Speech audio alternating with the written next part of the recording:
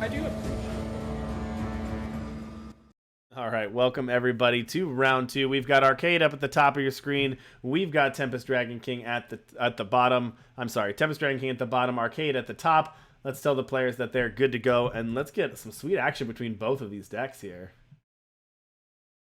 The fact that TDK doesn't have any form of symmetrical discard is is probably pretty good news in this matchup, as you won't be helping the reanimator player strategy, and having the collapse as quote unquote like um, catch all removal.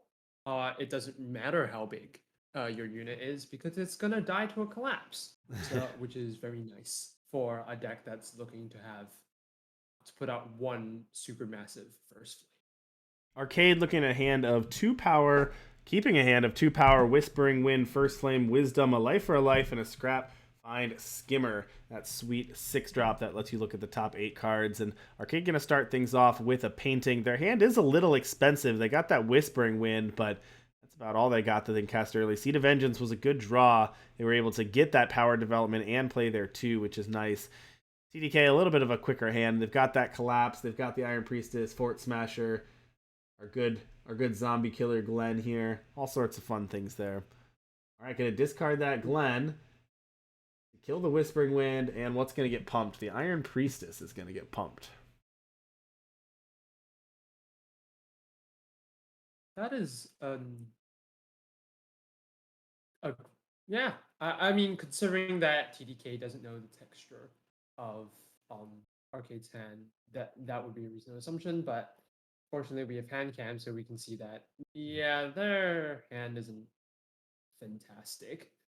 But yeah, definitely shutting even with the Whispering Wind because you don't have a lot of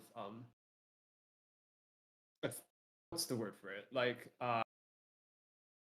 because if you pitch an expensive card, you're just going to get a more expensive card that you can't play, and you don't have any way at present to discard it. It's not going to be particularly effective. This Philippe is very, very.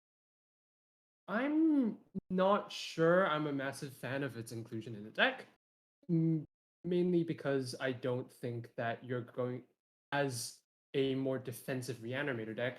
You're not necessarily going to always be in a position to be able to play to be able to trigger the release since you're going to be on the back foot a lot of the time. But I'd definitely be interested to see Arcade's thoughts how this pans out. The OCL taking out TDK's only discard outlet, fantastic.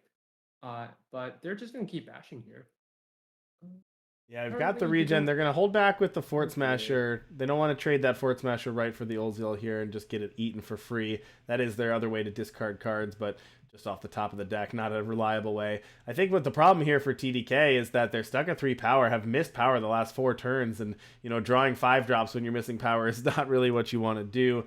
And gonna give time for Arcade to land the Skimmer. 4/4 flying regen for 6. Summon ability. Look at the top 8 cards of your deck. Put one on top and discard the rest.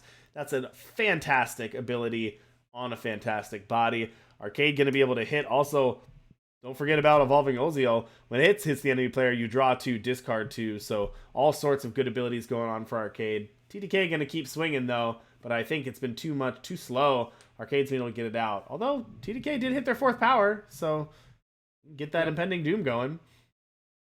Unfortunately, I'm not sure if they can because Arcade just discards the first flame, reanimates. Oh no, they will be able to live because they do need to sacrifice. Alright, gonna discard the first flame to collapse the impending doom. That leaves them 4 power.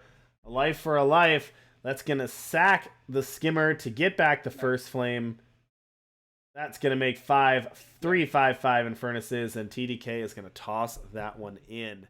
All right, let's check out the other side of things. Let's take a look at Arcade's deck list, this Purpose Reanimator deck list. Let's take a look at that one, because this one also seems pretty sweet, and we got to see some reanimation there. Yep. Yeah. It wasn't quite lethal there, but open deck list and all, TK knew that they didn't really have an out there. Interesting. Very, very interesting. So, no, I definitely stand by my statement that I don't think Valise is particularly good in this deck, because you are looking to mostly play a bunch of fairly defensive units. You've got your regen units. The only thing I can reasonably see getting in often enough, so to speak, is the Whispering Wind. But even then, you're unlikely to be able to trigger the tandem attacking with Felice. Apart from that, it feels much like the purpose and quote unquote rainbow reanimator lists that we've seen from past TNEs as well.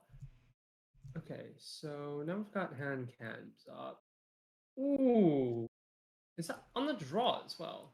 That feels On the draw, I'm not sure. this could be a quick one too. Arcade has Master Cartographer with First Flame in hand, and then has a Life for a Life on 4 and Collapse on 2. So Arcade's got everything set up. They just need to keep hitting power, and they can take this one fairly quickly. TDK a little bit slow. You've got a pair of powerful 3-drops in Fort Smasher and Tara, but I don't think Arcade is worried about that's not really the way this game's going to go. We're going to reanimate a First Flame on turn 4. Yeah, considering that they have solely depleted power in their hand, I think TDK should have taken the Mult 6 here, because with the open deck list, you have to be the aggressor in this matchup, right? Even if you do leave the collapse up, so to speak, for they might have needed to leave the collapse up. They needed to leave the collapse up there. Here we see a turn for a Life for a Life. Sack a unit to play another unit from your void. Let's sack that Cartographer. It did its job. And now we're going to reanimate a First Flame on turn 4 with nothing on the board. And that's just going to be one of the quickest games in Eternal history right there. Well done, Arcade, on playing that one out. Yep. Arcade is going to take that 2-0 in dominance.